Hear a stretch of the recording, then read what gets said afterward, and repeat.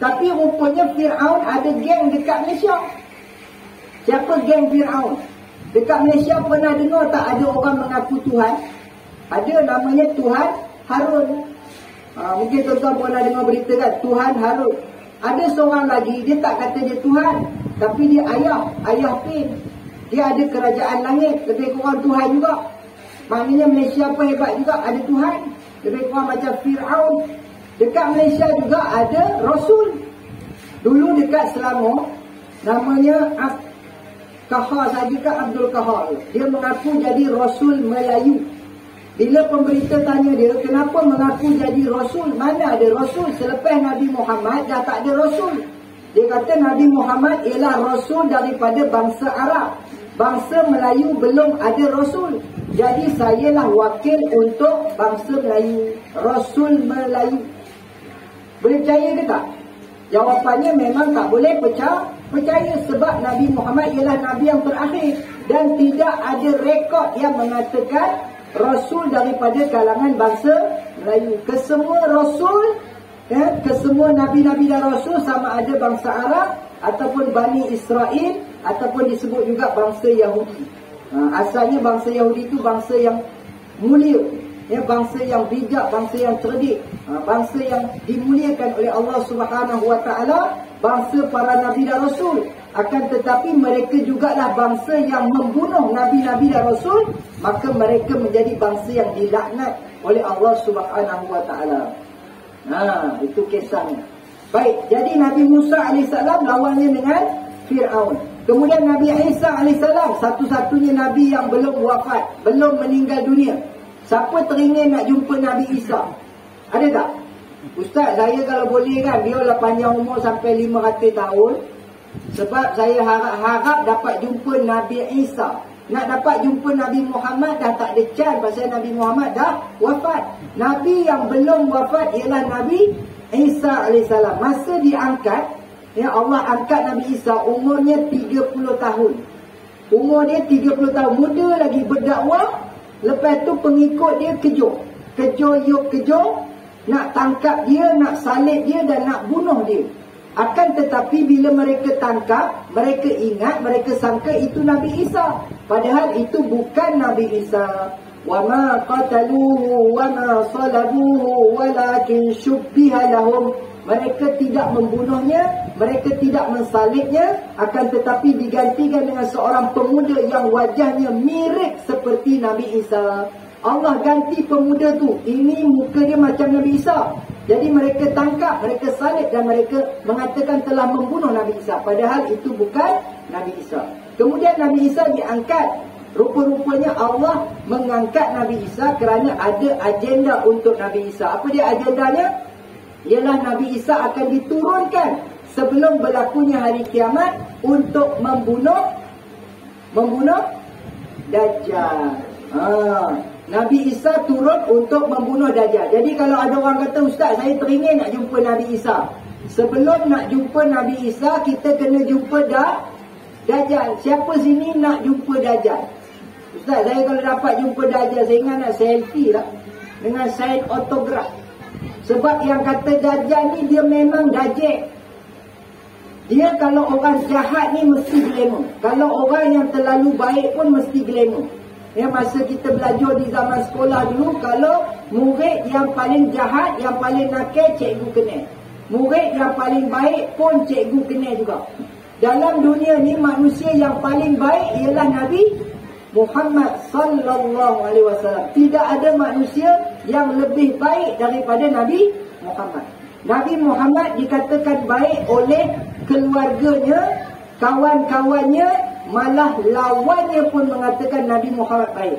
Bukan setakat keluarga kata Nabi Muhammad baik, kawan-kawan kata Nabi Muhammad baik, lawan kata Nabi Muhammad baik, para malaikat pun mengatakan Nabi Muhammad ni baik.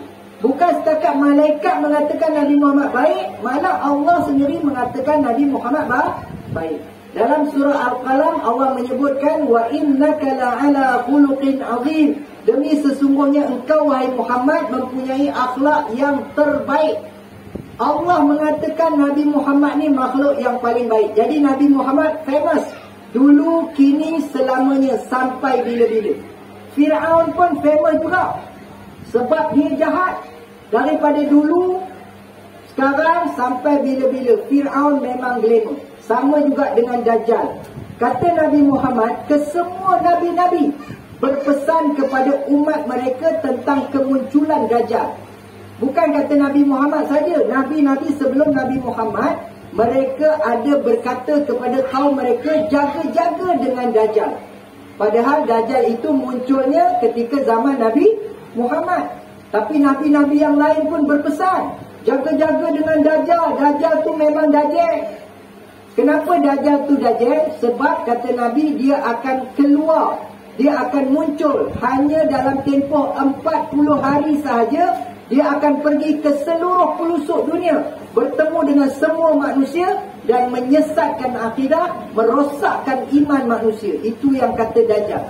Ustaz, Dajjal tu sampai tak dekat kampung Sungai Baru, dekat Sungai Lancang, dengan dekat Sungai Tiang? Ini Sungai Lancang ke Sungai Tiang? Dua-dua sekali. Sungai Baru. Dia sampai tak Ustaz dekat Bagan Datuk? Sebab tempat kami ni ceruk sikit, kadang-kadang ramai orang sesat. Rasanya Dajjal tu tak sampai Ustaz. Kalau dia pakai Waze boleh kot. Kalau dia pakai Google Map ke apa ke boleh nampak kot. Tapi kalau dia tak pakai memang tak sampai Ustaz. Banyak orang sesat. Anak-anak kami pun 2 tahun tak balik PKP ni Ustaz. Sesat. Silap rumah. Ini kan Dajjal, lagi dia tak sampai. Kata Nabi, dia akan sampai kepada setiap orang. Ceruk mana pun rumah kita dia sampai. Dan kenapa Dajjal itu Dajjal? Kerana dia nak merosakkan akidah kita. Dia nak merosakkan iman kita. Kata Nabi, orang yang beriman boleh kenal Dajjal. Macam mana kita boleh kenal pula dengan Dajjal Ustaz? Kalau kita kenal, senanglah sikit.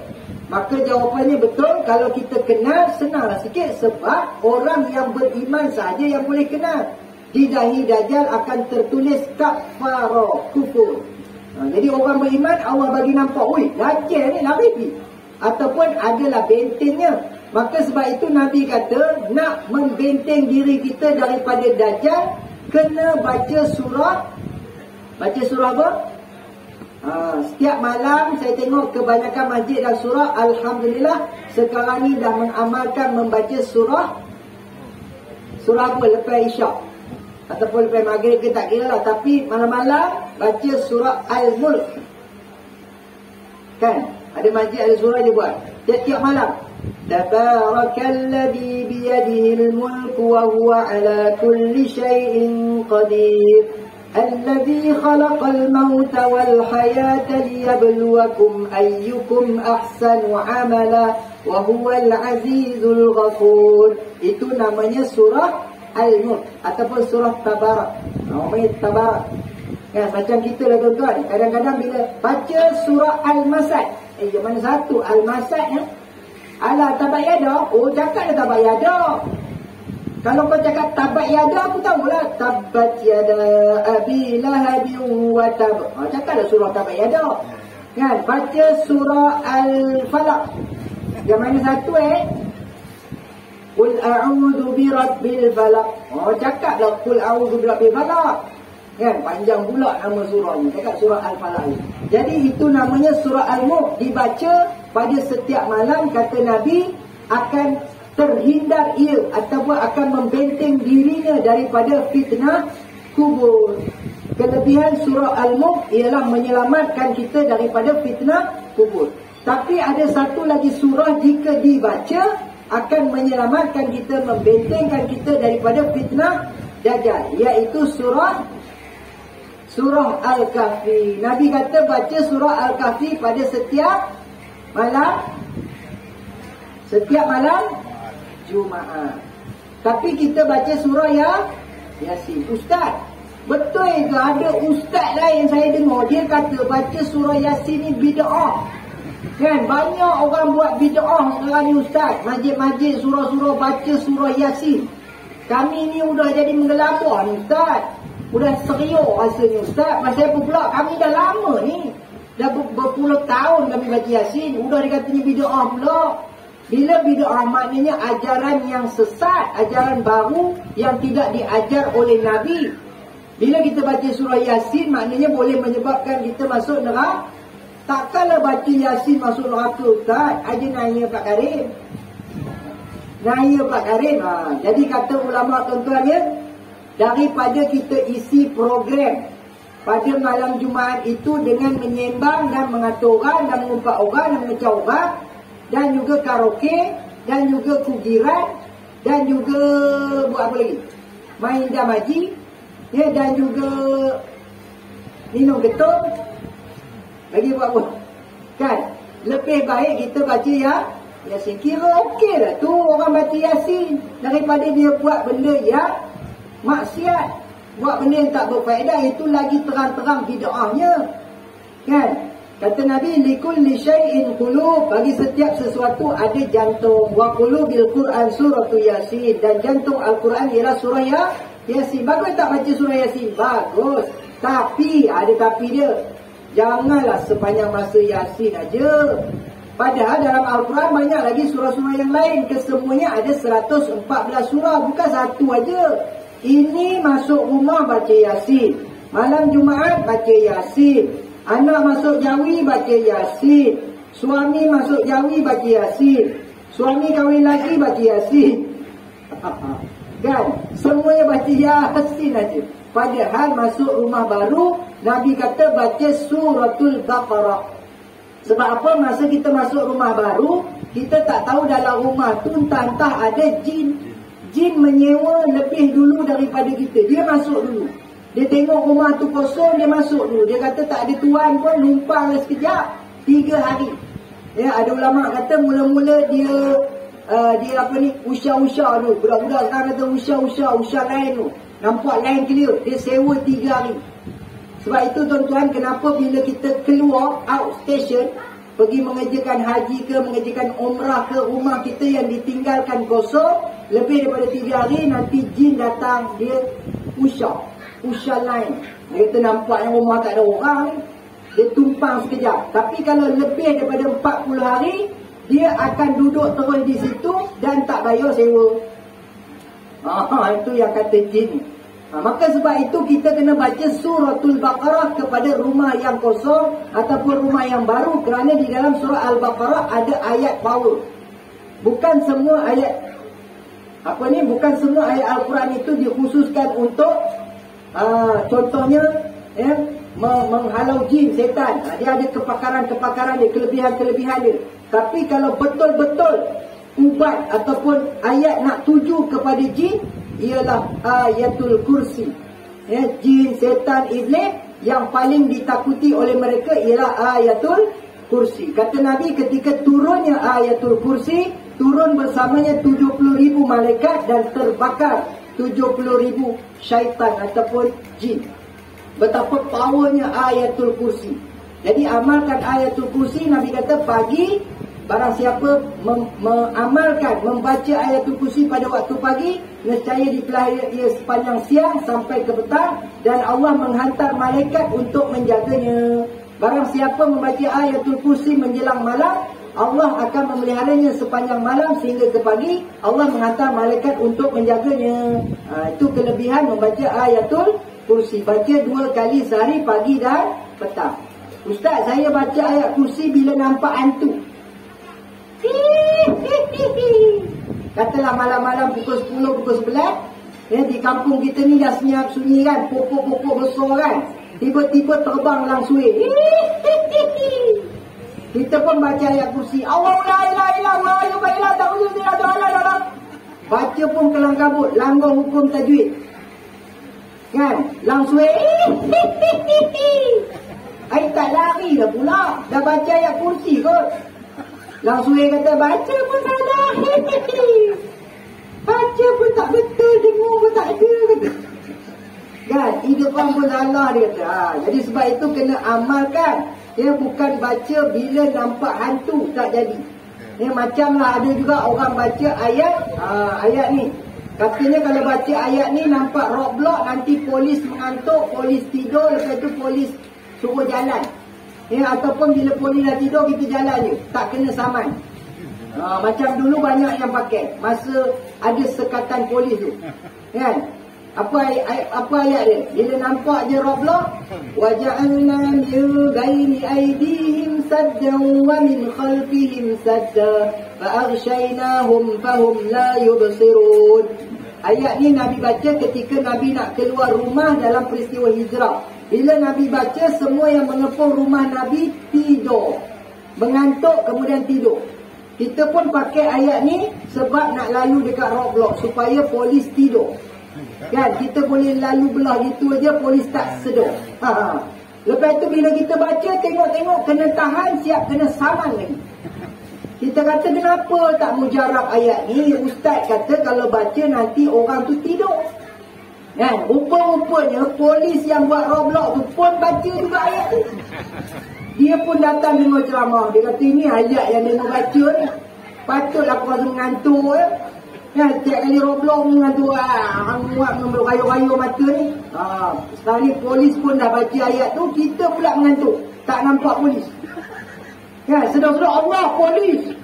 Ya, polis pun baca ayat tu sambil-sambil buat Roblox. Baik, jadi tuan dirahmati Allah sekalian. Kat mana tadi? Saya pernah lupa kat mana tadi kan? Siapa ingat? Ayat. Ya, kursi itu dah habis dah. Dajjal. Dajjal surah. Oh, tak habis tadi ya?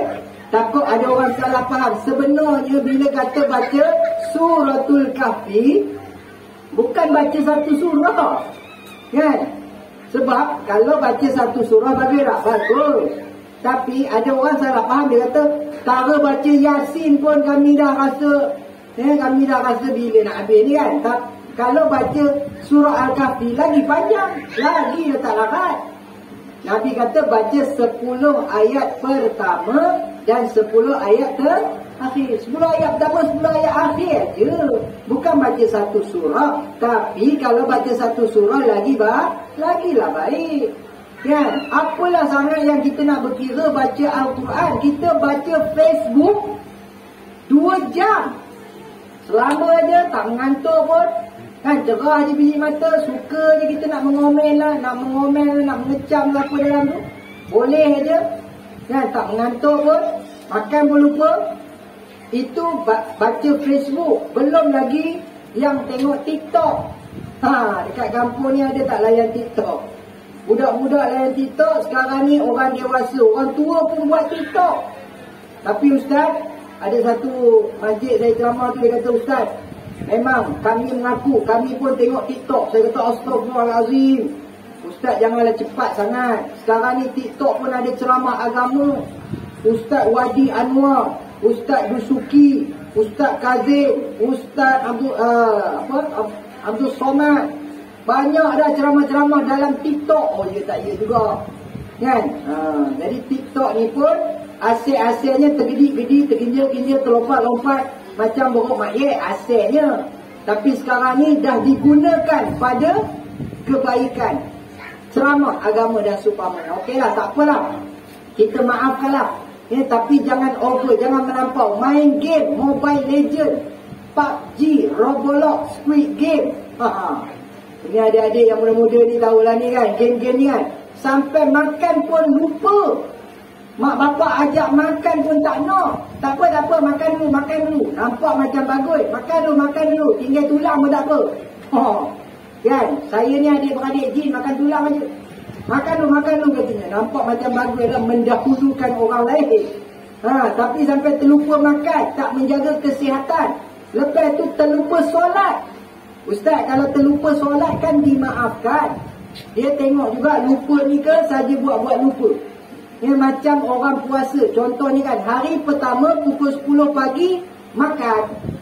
Apa Nabi kata? Barang siapa terlupa dan termakan pada bulan puasa, maka rezeki baginya.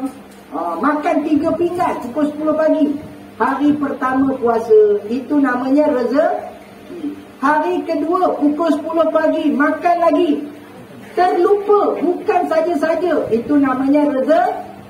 Hari ketiga pukul 10 pagi makan juga 3 pinggan, itu namanya rezeki.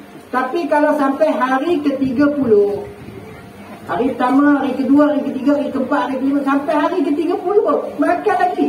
Allah lupa katanya. Kita pun lupa juga lah. Kita pun rasa nak penampur je kan.